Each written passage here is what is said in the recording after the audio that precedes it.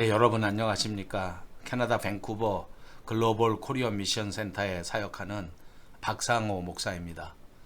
오늘도 크리스찬 리더십 역량을 생각하는 시간인데 오늘은 그 24번째 시간으로 통전적 리더십 역량이라고 하는 주제입니다.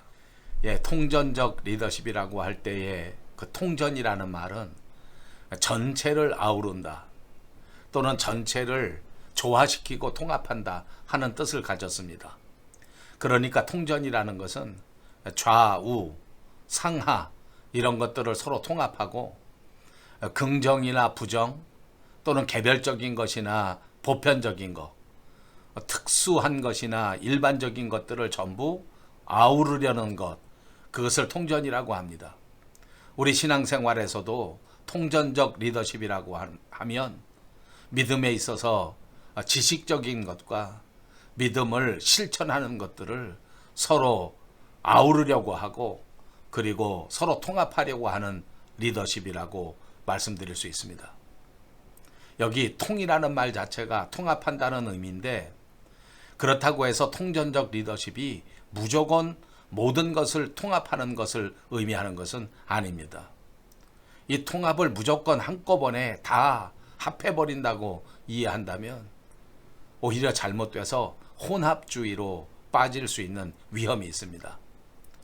통전적 신학이라고 하는 것은 여러 가지 것들을 아우르고 통합하는데 그 모든 것들을 아우르는 목적 자체가 온전함에 이루고자 하는 목적을 가진 그런 리더십을 말하는 겁니다.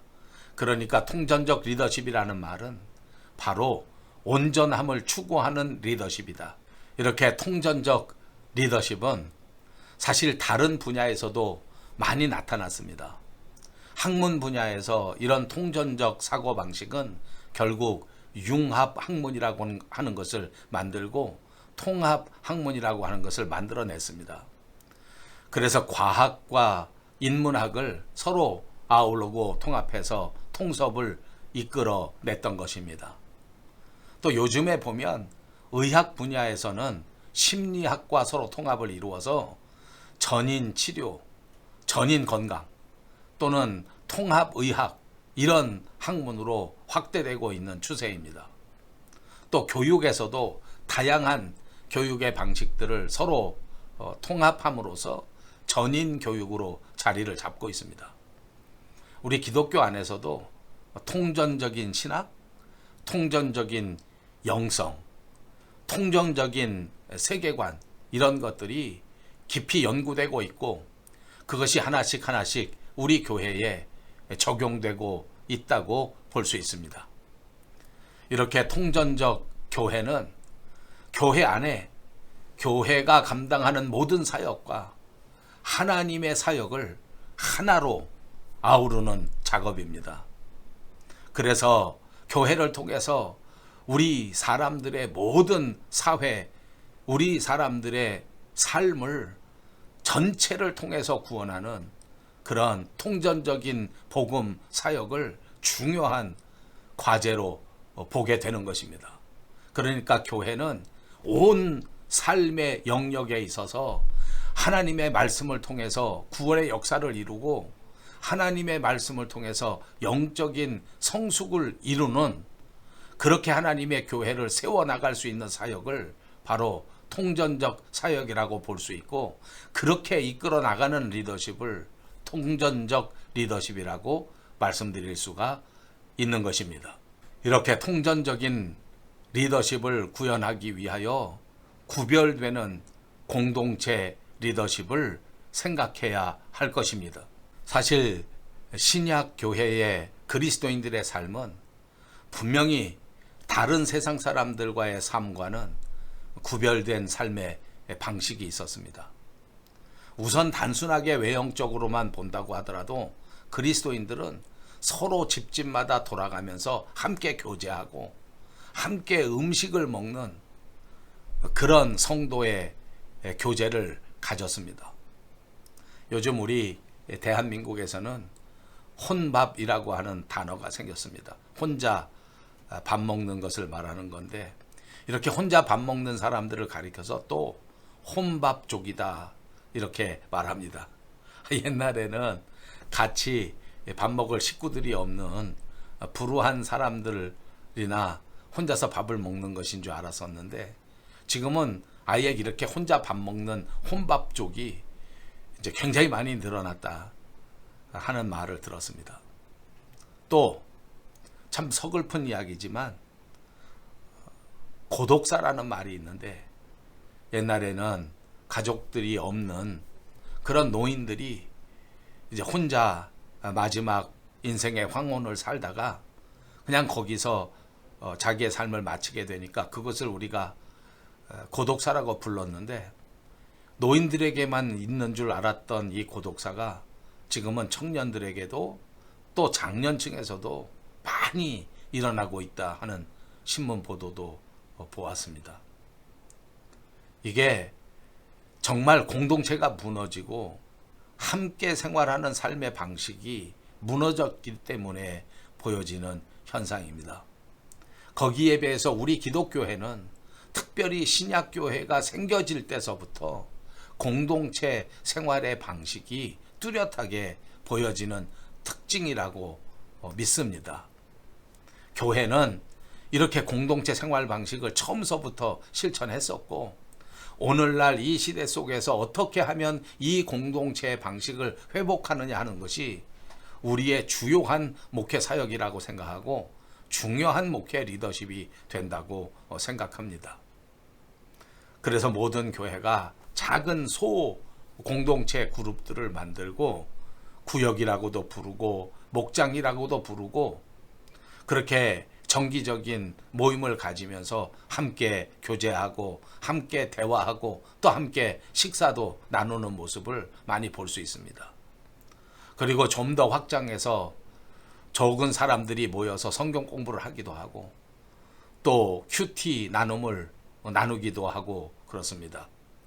그러면서 끊임없이 믿지 않는 사람들을 또 여기다가 초대해서 그들과 함께 교제를 나눕니다. 오히려 처음 오는 믿지 않는 사람을 아주 주인공으로 이렇게 생각하고 그 사람들 중심으로 모임을 만들고 그 사람들 중심으로 모임을 진행하는 이런 일들이 교회 안에 많이 있습니다. 너무너무 바람직한 일이라고 생각합니다. 이런 모임을 통해서 믿지 않는 사람들이 교회 공동체 안에 자연스럽게 소속을 하게 되고 또 자연스럽게 복음을 듣게 되고 또 자연스럽게 그 복음을 성숙시킬 수 있는 기회가 생겨지게 됩니다. 그렇게 해서 그 목장이 또는 그 구역이 발전하게 되면 그 구역이 또 다른 구역을 만들어서 또 다른 믿지 않는 사람들을 초청하고 섬길 수 있는 기회가 생겨지게 되는 겁니다. 여러분, 이런 것들이 하나님의 나라의 가장 중요한 사역입니다. 왜냐하면 하나님의 나라는 잃어버린 영혼을 구원하는 나라이기 때문에 그렇습니다. 잃어버린 영혼을 구원하고 그 사람들이 교회 안에 들어와서 공동체 생활을 통해서 점점 더 성숙하게 만드는 사역이 교회 안에 중요한 사역이고, 이것이 우리들에게 정말 중요한 통전적 리더십이 될 수 있는 것입니다. 여러분, 그러므로 우리가 교회 안에서 하나님의 나라를 세우는 통전적 리더십을 통해서 많은 사람들을 초청하고 변화시키고 이와 같은 통전전 사역을 감당할 수 있는 저와 여러분들이 꼭 되시기를 바랍니다. 교회와 세상의 리더십입니다. 교회는 특별한 조직입니다. 한쪽에서는 영적인 공동체라고 하는 정체성을 가졌고, 또 다른 한쪽에서는 세상에 두 발을 딛고 있는 세상의 공동체라고 하는 정체성을 가지고 있습니다. 교회를 오직 구원의 방주, 영적인 공동체로만 생각하고 모든 일을 영혼 구원에만 집중하면서 세상적인 일을 도외시한다고 하면 그것은 통전적 리더십이 될 수가 없습니다. 이런 것들은 오히려 어느 한 일부분은 감당할 수 있는 것인지 모르지만 전체적인 하나님의 사역을 감당하는 교회가 될 수 없고, 또한 그런 리더십이 될 수가 없습니다. 통전적 리더십이라고 하는 것은 인간의 영혼을 구원하는 것이지만, 또한 동시에 이 땅 위에 교회의 삶을 통해서 교회를 성장시키고 교회를 부흥시키고 교회를 성숙시키는 것을 통해서 더 많은 믿지 않는 영혼들을 하나님의 나라로 초청하는 일에도 깊은 관심을 기울이고 깊은 주의를 기울이는 것이야말로 통전적 리더십이라고 믿습니다. 또 나아가서 이 통전적 리더십이라고 하는 것은 다른 문화에 대해서도 열린 마음을 가지는 리더십입니다. 여러분, 요즘 우리가 살아가고 있는 사회는 정말 다원화된 사회입니다. 어느 한 가지 일방적인 주장을 가지고는 많은 사람을 담아내기 어렵습니다. 아우르기가 어렵습니다. 그래서 여러분, 통전적 리더십이라는 용어 자체가 모든 문화와 모든 삶의 방식을 잘 인식함으로써 그것을 잘 아우르고 그것을 잘 통합해서 온전한 신앙에 이르도록 만드는 리더십이 되는 것이기 때문에 우리의 사역도 우리의 리더십도 바로 이러한 정신을 기반으로 해야 되는 것입니다. 물론 통전적 리더십이 예수 그리스도 안에 있는 그 하나님 계시의 절대성을 포기하는 그런 리더십은 아닙니다. 다른 문화와 서로 열린 마음으로 대화를 하지만 그렇다고 해서 예수 그리스도의 정체성을 포기하는 리더십은 절대 아닙니다. 여러분, 열린 마음으로 또한 겸손한 마음으로 모든 문화를 복음 안에서 아우를 수 있는, 통합할 수 있는 통전적 리더십으로 무장하는 여러분들이 다 되시기를 주님의 이름으로 축복합니다. 감사합니다.